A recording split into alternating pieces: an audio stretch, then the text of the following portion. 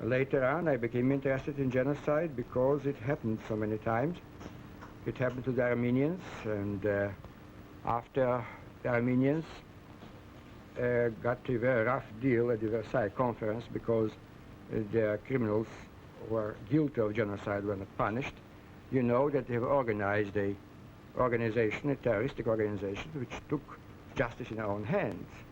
The trial of Talat Pasha in 1921 in Berlin is very instructive. A man whose mother was killed in a genocide case of killed Talat Pasha, and he told to the court that he did it because his mother came in his sleep and incited him many times. Here is the murder of your mother, you don't do a thing about it. And so he committed a crime. So you see, as a lawyer, I thought that a crime should not be punished by the victims, but should be punished by court, by international law. And you took it up then again when Hitler came to power in Germany, didn't you? Correct, in 1933, and there was another big case of genocide which interested me, a big case in Near East. I would like to mention the country. There are two cases in 1933, and then I said to myself, now being a lawyer, I'm going to do something about it. And I submitted a draft convention to a conference of legal experts, which were connected with the League of Nations. And however, no action was taken. And then, however, but Hitler took action, and that precipitated conscience of the world to do something about it.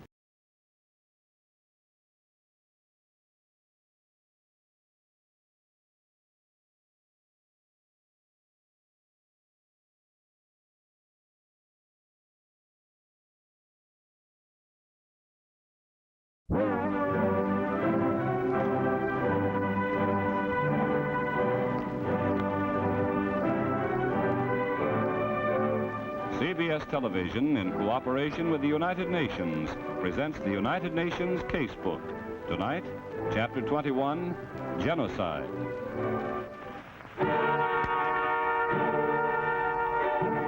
In the darkest pages of the dismal history of man's inhumanity to man, you will find the story of the greatest of all possible crimes, genocide. At the United Nations General Assembly in Flushing, Dr. Ricardo Alfaro of Panama said, The crime of genocide is a matter of international concern. Yes, the punishment of the crime of genocide is a matter of international concern. What is this crime of genocide? Everyone knows what homicide is. One man kills another. We have laws against this crime. Police to arrest the criminal, judges to try him. Genocide is the crime of persecuting a group because of nationality, color, religion, anything. But with no international law, millions were simply arrested and corralled like cattle to be branded and slaughtered. Continue Dr. Alfaro of Panama.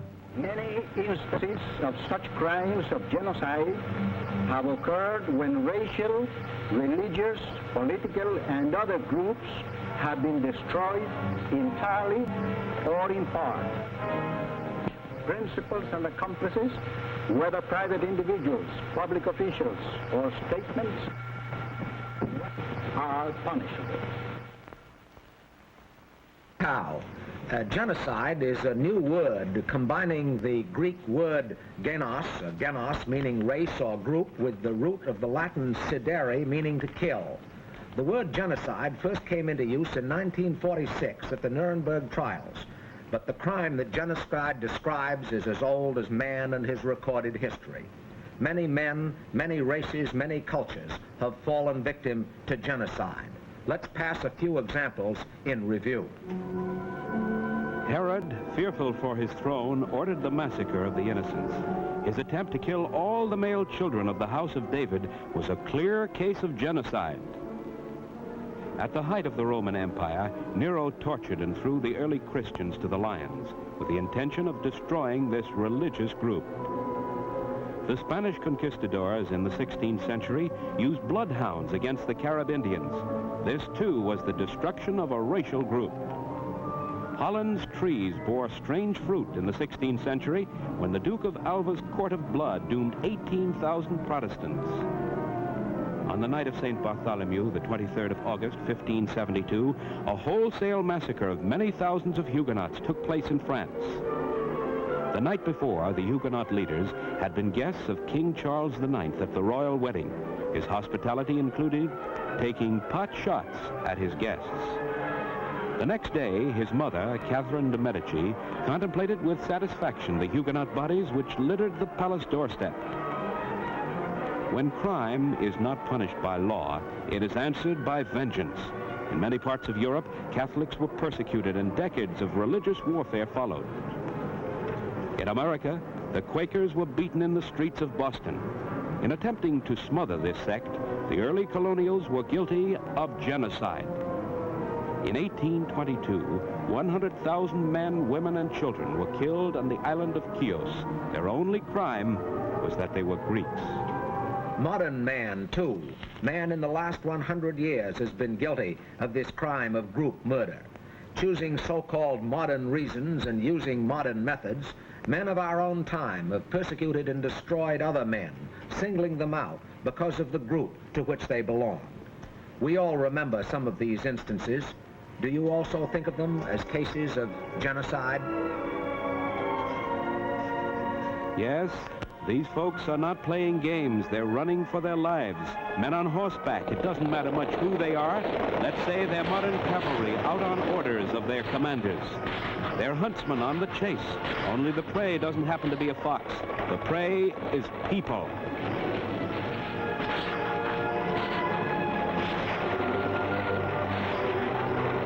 These were the victims. They are Armenians, and the place is Asia Minor. But that doesn't matter either. They could be anyone, anywhere. Of course, it mattered to them. Nearly 2 million of them were driven from their homes to perish in the desert or die before they got there. Why? Well, the reason given was that they were friendly to the enemy of their rulers, that they were a fifth column, that they were spies. Every one of the 2 million of them. Long before World War I in the Balkans, thousands of Serbs were dragged from their homes and massacred in the streets. The same tragic fate befell the Bulgarian peasants of Macedonia. This was willful destruction of an ethnic group. In 1921, the Greeks of Asia Minor were again fleeing for their lives, victims of the crime of crimes, genocide. We come now to the most recent and by far the most efficient examples of genocide in all history, the crimes committed by Hitler's Germany before and during the Second World War.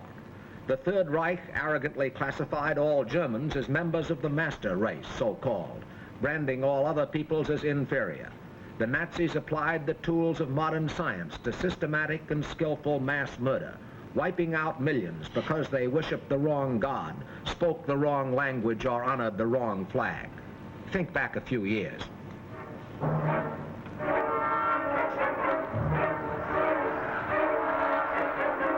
Because this man lived, because of Hitler, a few people followed him. Millions died. His own people and those who fought them. People too young, too old, or too sick to fight.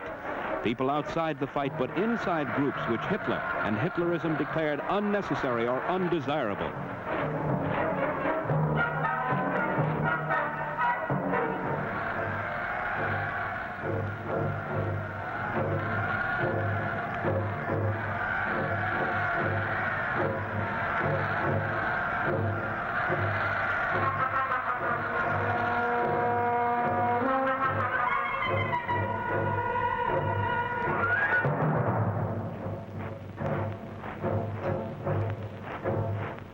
The Germans didn't like gypsies. They found them an inferior race. And so the Germans, everywhere they went, shot and hung and burned gypsies, 500,000 of them. The master race didn't care for Poles either. For one thing, they were in the way. And when the Germans needed Lebensraum, room to live, they broke the leases of the tenants with a bullet and the noose. though sometimes when they were in good health, the Germans let them live as slaves. Of the inferior Poles, of the in-the-way Poles, of the slave labor Poles, the Germans killed 2 million.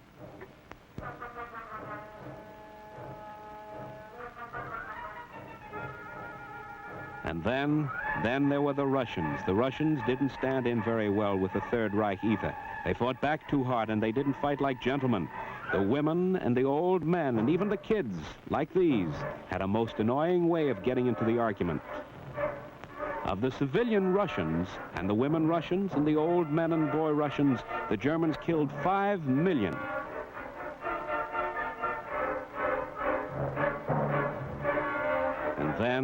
And then, of course, there was the ancient scapegoat, the Jew. A people as good at hating as the Germans couldn't pass up this bet. Hitler was ranting about the Jew before he made his first headline, and when his chance came, he made good. Of the lucky Jews who were promptly shot, and the unlucky ones who were vivisected and incinerated and just plain tortured, 6 million died. The world was seeing, the world was feeling the impact of genocide. The impact of genocide, yes, with a vengeance.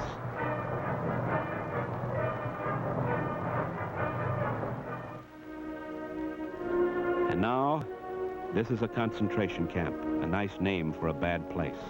The fences kept the campers home, and the high-tension wiring kept the fences effective. Look out, dangerous.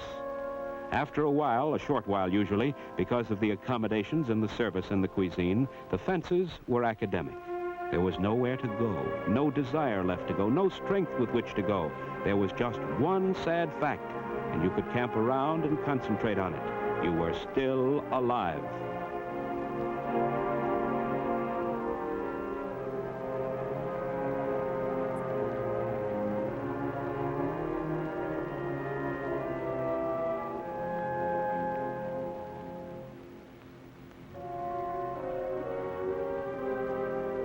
These are liberated prisoners. The American soldier looking at them fought his way there to liberate them. But as far as this group was concerned, he fought in vain. They'd been liberated before he came.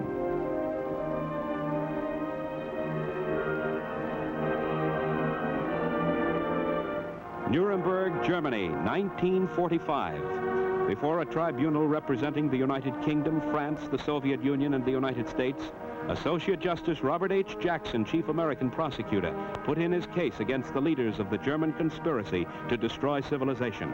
It took 10 months, 1,000 hours of sessions, over 200 witnesses, 5 million words of testimony. 21 defendants were in the dock. In the absence of a law against genocide, these men were charged with crimes against humanity committed during a war. 18 of the 21 were found guilty of such crimes, but the court could find no law covering the crimes committed before the war began, the crimes committed by the Nazi Party against sections of the German population, the crime of burning books, destroying culture, debasing groups. This international trial at Nuremberg and the international war that preceded it at last focused world attention on the need for an international law against genocide, to prevent the repetition of such horrors and to ensure punishment if they should ever be attempted again. And so the world lifted its voice through its one great international body, speaking for almost 2 billion people, the United Nations. At the League of Nations, legal experts failed to take any action against the crime of genocide. But in December 1946, the United Nations General Assembly, meeting in New York, proclaimed genocide a crime under the law of nations and instructed the Economic and Social Council to prepare a draft convention on the international crime of genocide. The Economic and Social Council drafted such a convention in 1947 and submitted it to the Paris session of the General Assembly in 1948. About 2 months ago, in the beautiful Palais de Chaillot in Paris, the convention was passed, 55-0, said President Herbert Everett. I would urge, and I think that's the spirit, the unanimous view of the Assembly, that this convention be signed by all states, ratified by all parliaments at the earliest date, in order that basic human rights be given the protection of international law for the sake of progress, social and international peace. One by one, the representatives of 21 nations signed this new document called the International Convention for the Prevention and Punishment of Genocide. Rather dull title, a very scholarly paper, but a big step on the long journey of people moving toward a life of order, justice, and peace. After the document had been signed, it was sealed by Assistant Secretary General Ivan Kernov.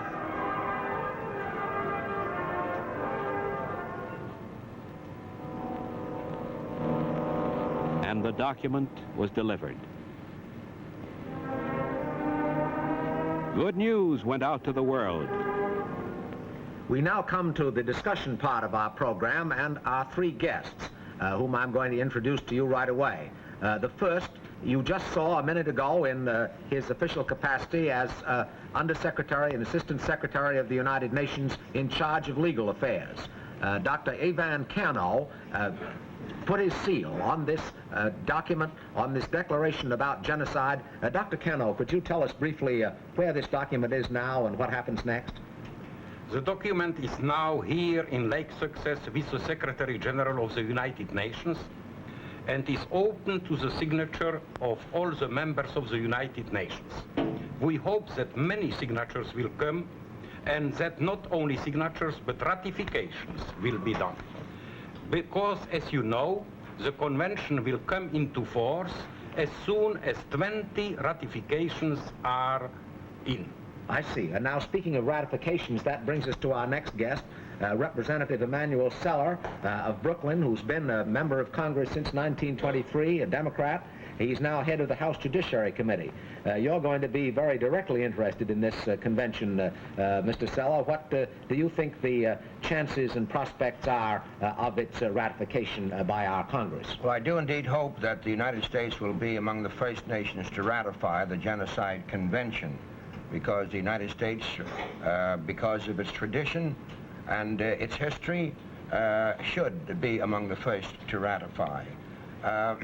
Whether it will ratify is dependent upon what the Senate and the House may do, also depending upon whether the administration will permit ratification as a treaty or ratification as an executive agreement. If the ratification is of an executive agreement, then all that is required is a majority of both the House and the Senate. If the ratification shall take the form of a treaty, the ratification of a treaty, then the treaty must be presented to the Senate, where a two-third vote of the Senate is required. Our presidents and our secretaries of state have had bitter and heart-rending experiences with treaties, and on many an occasion, treaties have not been ratified by the Senate. You may remember the very harsh treatment that President Wilson received with reference to the Treaty of Versailles and with reference to the League of Nations. It embittered the experience, embittered Wilson, and in all likelihood was a contributing factor to his early death. So you would hope that this treaty would perhaps get through not by the Senate, but by this method of majority vote of both houses. I hope that will be the procedure. I like to call to mind what Secretary of State Hay said with reference to a treaty going into the Senate. Yes. He used this language, quote, "A treaty entering the Senate is like a bull going into an arena. No one can say just how or when the final blow will fall, but one thing is certain, it will never leave the arena alive," end quote. I will, of course, play some part in the ratification if the executive agreement method is used. If the other method is used, namely the routing of the treaty through the Senate, I will not play such an important part. I see. Well, now we come to our third guest, Dr. Raphael Lemkin, who is professor of law at Yale University and specializing in teaching matters about the United Nations. Dr. Lemkin is the man who created the word genocide and really has fought this thing from long, long ago. Dr. Lemkin, could you give us a little background on how you came to be interested in this genocide fight originally? Gladly, Mr. Howe. It leads me very far back to my childhood. Everybody has sentimental memories from childhood, and everybody has a book he loved most. one of my inspirations in this field was a book by Sienkiewicz, Quo Vadis, which described the terrible sufferings of early Christians. Later on, I became interested in genocide because it happened so many times. It happened to the Armenians, and after the Armenians got a very rough deal at the Versailles Conference because the criminals were guilty of genocide were not punished. You know that they have organized a terroristic organization, which took justice in our own hands. The trial of Talat Pasha in 1921 in Berlin is very instructive. A man whose mother was killed in a genocide case of killed Talat Pasha, and he told to the court that he did it because his mother came in his sleep and incited him many times. Here is the murder of your mother, you don't do a thing about it. And so he committed a crime. So you see, as a lawyer, I thought that a crime should not be punished by the victims, but should be punished by a court, by international law. And you took it up then again when Hitler came to power in Germany, didn't you? Correct, in 1933, and there was another big case of genocide which interested me, a big case in Near East, and I'd like to mention the country. There are two cases in 1933, and then I said to myself, now being a lawyer, I'm going to do something about it. And I have submitted a draft convention to a conference of legal experts, which were connected with the League of Nations. And however, no action was taken. And then, however, but Hitler took action, and that precipitated conscience of the world to do something about it. You had to wait till the United Nations was established to get the action that has finally resulted, didn't you? I would say partially. Something was done about it in London when I was advisor into the American prosecutor, and we wrote in the genocide charge in the Nuremberg indictment. Unfortunately, the court took a restricted rather stand on genocide and punished on the crimes committed in connection with war. So as far as genocide committed in time of peace, as strange as it might seem, it was still a lawful thing. And therefore, I tried to interest the United Nations, and I have approached three delegations, delegation of Cuba, Panama, and India. It sponsored the resolution, and then we started the ball rolling. Well, that brings us to the United Nations and to Dr. Cano, who is an official of the United Nations. I think some people who watch this program may think that the United Nations officials are just bureaucrats sitting back at desks. Dr. Cano, won't you disillusionize us about that and tell how you got to be interested in genocide? It's a pretty grim story, I know. The answer is very simple. You know that I am of Czechoslovak origin. And I think the name of Lidice is very well known to every American. Yes. And so you see that if Hitler had won the war, so not only the Jews, but surely all the Czechoslovak and all the Polish people would have become victims of genocide. And you, during the war yourself, were in the French underground, is that right? Yes, because I managed to escape from Czechoslovakia, but I could not escape from France, so I had to live there under German occupation, and of course I worked for the right cause in the underground. But now I'd like to get around to the United States, because I think a lot of American listeners want to know some things about this convention, which I think Congressman Sella can probably answer better than anyone. Does this convention, Congressman Sella, become binding as soon as it's ratified, become binding upon us?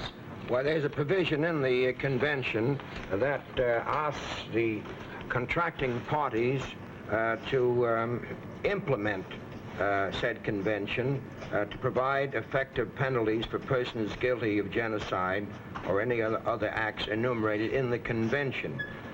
There would be a moral obligation on the part of the United States to pass legislation once it ratifies the treaty, to implement it. And is there any American tradition that supports endorsing such a proclamation, declaration as this? There undoubtedly is sufficient tradition for that. For the ratification of that convention. This country was built up by men and women who fled religious persecution in Europe. Killing and torturing members of religious groups was not new at that time in Europe, when the founding fathers gave us our Constitution. That is the reason why the American people and the American leaders always disapproved of barbarities of the sort that has just been flashed to the television audience on the screen. President Wilson, a great Democratic leader, tried to save the Armenian people from genocide during the First World War and shortly thereafter. The American people, without distinction of party affiliation, poured forth millions to help victims of genocide, both after the First World War and after the Second World War, and also at the beginning of the century. We're at the receiving end with reference to the evils of genocide. We have to pay the piper, and therefore I would think that we should pass this international statute, ratify it, so as to prevent a recurrence of genocide. Well, now I know also, Mr. Howe, that President Truman has President Truman has embraced the declaration of genocide. Well, let me ask you one perfectly blunt question, if I may. How do you think some of the Southern Democrats are going to feel about this? Will they feel that this is going to be used as another weapon against lynching and the treatment of Negroes in the South and all that foreigners will come meddling into their affairs? Well, attempts will be made to give them that impression, but as I read the convention and the history of the convention, there is no intention to make, for example, lynching a crime of genocide. Genocide is that which is directed against a people or an ethnic group. Of the whole people, isn't that it? In whole or in part, yes. But that is not involved in the crime of lynching. And I hope that the Southern senators and the Southern members of the House will get sufficient enlightenment on that score. How about the American Bar Association? They've been urging us to go a bit slow. What's the angle on that? Why are they taking that attitude? Well, I'm not sufficiently clear in mind as to what's underlying the American Bar Association's attitude. I don't think they say dogmatically that they're opposed to the convention. They asked for mature reflection and an extended time for study. Now, that may be a dodge and a stall, I don't know, and it may be a facade to cover absolute opposition. But if that is the case, it is just the old strain of isolationism that's running through the confines of the Bar Association. Do you think that this convention should have more teeth in it than it has in its present form? I think the convention has got a good deal of teeth in it, but I still think that it would be well for the United States, once it ratifies it, or once other nations ratify it, to adopt implementing statutes. How do you feel about that, Professor Lemkin, about the teeth in the convention? Do you feel that it's strong enough now in its present form? I would say it's strong enough. An international treaty must be made in such a way it's acceptable to the entire world. It's not unilateral business. So 57 nations have transacted. And you have a number of very important provisions, like the provision about extradition, the provision about the obligation to punish by domestic courts, and then the very essential provision of supervising the implementation of the convention by the World Court of Justice in The Hague. Now, the authors of the convention didn't want to run into new institutions. They wanted to use existing institutions, familiar to the entire world, so as to make the acceptance of the convention more easy. Well, now, Dr. Kano, you were there when the convention was finally passed 55-0. Will you just say a little about the significance of that extraordinary vote? I was very much gratified that on this important question, unanimity was obtained in the Paris Assembly, and that there was no East-West division. And among the first 21 signatories, you have not only the United States, but you have, for instance, Yugoslavia. So you see, it was really the unanimous wish of the Assembly. And Representative Sell, I think we're going to have a North-South division on this. Well, I hope there'll be none. As I said before, if this matter is properly debated and a real intelligence is brought to bear upon the subject, there should be no rift. And I do hope for an overwhelming vote in both houses if the agreement method is used, or in the Senate if the treaty method. Thanks very much to all our three guests, Dr. Lemkin, Dr. Cano, and Representative Seller, for taking part in this discussion of the problems of genocide. To become law, the Genocide Convention must be ratified by 20 of the parliaments of the world, by the National Assembly of the Republic of France in Paris, by the Supreme Council of the Union of Soviet Socialist Republics in Moscow, by the Parliament of the United Kingdom of Great Britain in London, and by many others, including the Congress of the United States of America. This means that you can help outlaw genocide, so think it over. You are a member of the United Nations. You are a citizen of a member nation. You can help wipe out genocide.